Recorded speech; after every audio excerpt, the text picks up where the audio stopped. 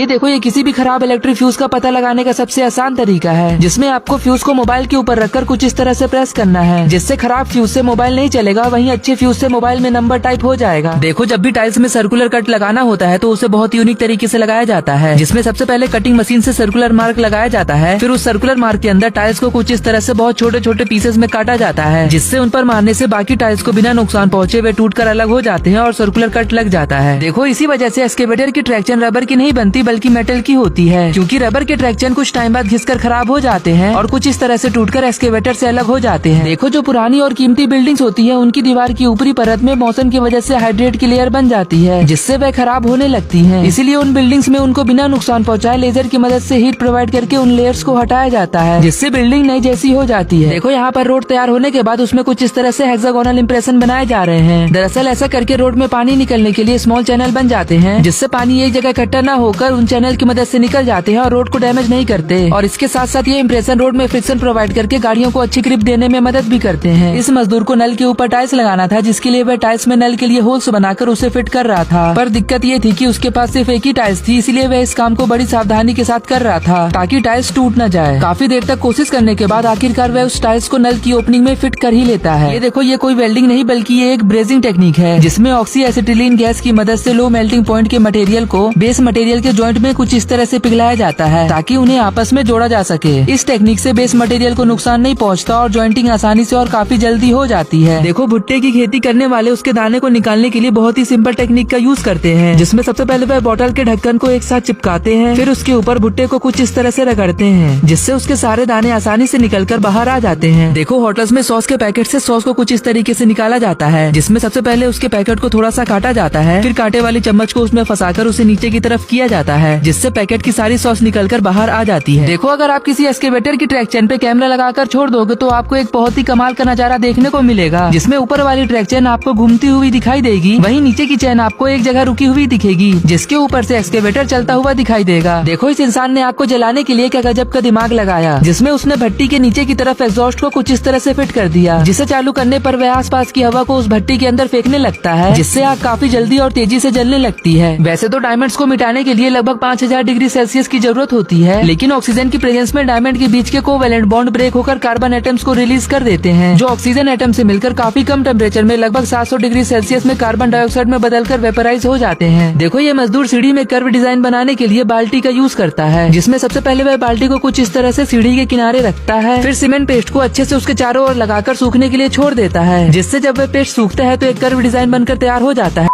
कभी भी इस गजब व्हाट्सएप चैनल को इग्नोर मत करना, क्योंकि इसको फॉलो